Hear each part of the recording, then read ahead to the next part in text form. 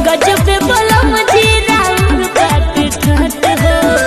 तो दोस्तों कैसे हो आप सब, और मैं लेकर के आ गई हूँ आप लोगों के लिए अंजलि की ये प्यारी सी डांसिंग वीडियो, जिसमें आप लोग देखेंगे भोजपुरी का धमाका।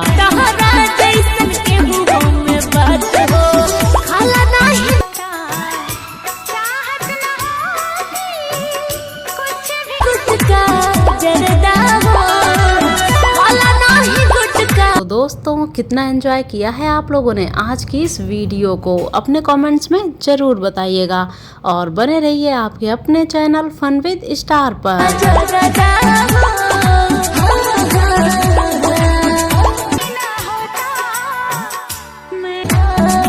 राजा खाई